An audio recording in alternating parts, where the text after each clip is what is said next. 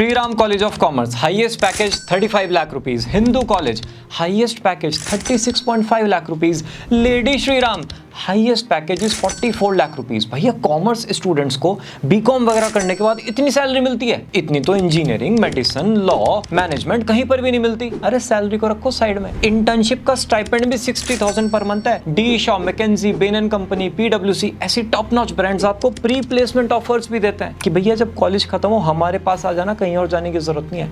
तो ये सब देखकर आपको लगता है कि बस बीकॉम कर लो, लाइफ सेट है। अरे नहीं, रुको रुको, सब्र करो थोड़ा सा। ये सिर्फ मुट्ठी भर स्टूडेंट्स की कहानी है। बाकी सब स्टूडेंट्स का जो सच है वो डिस्कस करते हैं ना बीकॉम की सच्चाई में।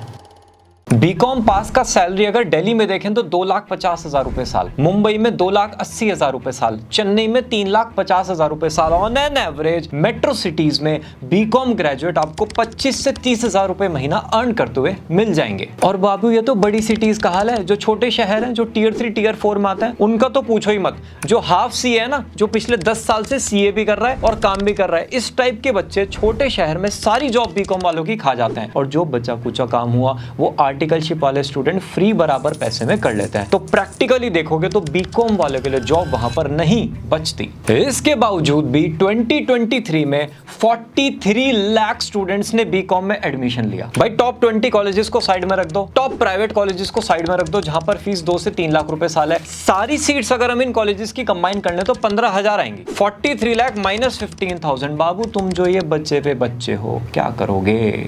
लड़ाई सारी तुम्हारे लिए चल रही है। सिर्फ और सिर्फ तुम्हारे पास 3 ऑप्शन अब अवेलेबल है। ऑप्शन नंबर 1, गवर्नमेंट जॉब की तैयारी। भाई बीकॉम फर्स्ट ईयर में आप कोचिंग कर दोगे स्टार्ट कि भैया यूपीएससी करेंगे। सेकंड ईयर तक जब यूपीएससी का सिलेबस थोड़ा जिंदगी में उतरना स्टार्ट होता है, आप फिर देखते हो अरे बैंक पीओ भी तो है, हर किसी को आईएएस थोड़ी बनना होता है। फिर आप आरआरबी देखते हो, एसएससी सीजीएल देखते हो, और थर्ड ईयर में आते आते आप कुछ भी फॉर्म भरते हो।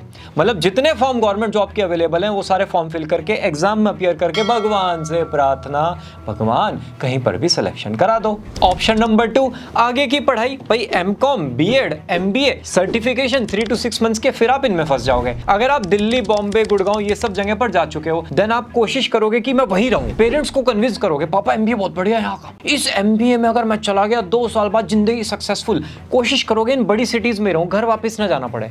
अगर आप बीकॉम के बाद छोटे शहर में हो, आप छोटे शहर से फिर छलांग मारने की कोशिश करते हो, आप कहते हो मुझे तो बाहर जाना है पढ़ने।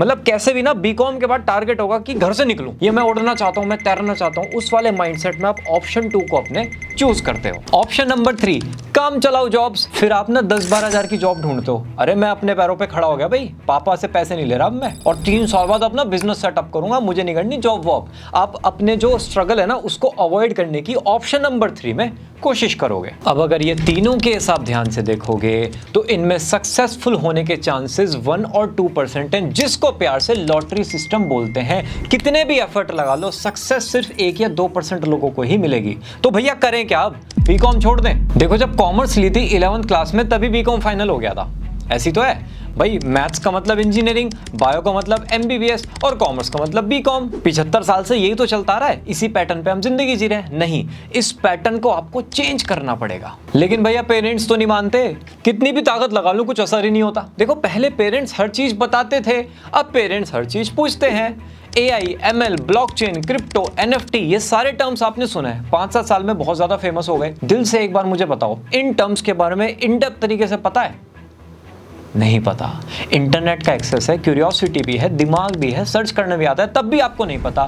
तो बाबू पेरेंट्स को इसके बारे में कैसे पता चलेगा? समझाना पड़ेगा ना। बचपन में तुम कितने क्वेश्चन पूछते थे कि पापा ये जो दिए हैं तेल से क्यों जलते हैं, पानी से क्यों नहीं जलते? मम्मी आप सब्जी कुकर में क्यों बनाते हो? पापा आप डेली सुबह कहां पर जाते हो? ये सारे क्वेश्चन अगर आप प्रैक्टिकली आज देखोगे, अबे क्या है ये क्वेश्चन, लगे 2 खिंचा के मुंह पे। इन क्वेश्चन का आंसर करेंगे पेरेंट्स? नहीं। वो हर बार प्यार से आपको समझाते थे। आप 100 बार सेम क्वेश्चन पूछोगे, वो 100 बार आराम से, सुकून के साथ, पेशेंस के साथ आपको डिटेल में आंसर करते थे। ऐसी अब आपको करना पड़ेगा। आप अपने पेरेंट्स से कहते हो मुझे गेमर बनना है, अबे भगवान थोड़ी हो कि बोल दिया तो बोल दिया। भाई पूरी प्रेजेंटेशन बनाओ, डिटेल में उनको स्टैटिस्टिक्स दो कि इतना मार्केट है, अमेरिका में ऐसे ग्रो हुआ, फिर यहाँ पर इंडिया में ऐसे ग्रो होने वाला है, इंडिया के टॉप गेमर्स ये हैं, पिछले 3 साल में इन्होंने इतना अर्न किया, अगर मैं 6 महीने मेहनत करता हूँ या करती हूँ, इस लेवल से मैं अपने गेमिंग करियर को शेप कर लूंगा। स्ट्रांगली ड्रीम फ्रेमवर्क जैसी चीज़ों को भी आप फॉलो कर सकते हो।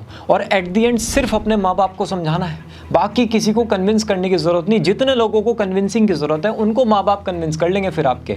अगर माँ बाप साथ में, फिर तो कोई सा भी कहीं से भी आ जाओ। तो आप उस प्रोसेस को समझोगे कैसे समझाना है। जैसे समझाने का प्रोसेस आपका क्लियर होता जाएगा, उतनी ही क्लैरिटी आपको करियर की भी होती चली जाएगी। और एट द एंड मैं आपको सिर्फ एक बात कहना चाहता हूँ, मैंने समझा के देखा है, समझ जाते हैं।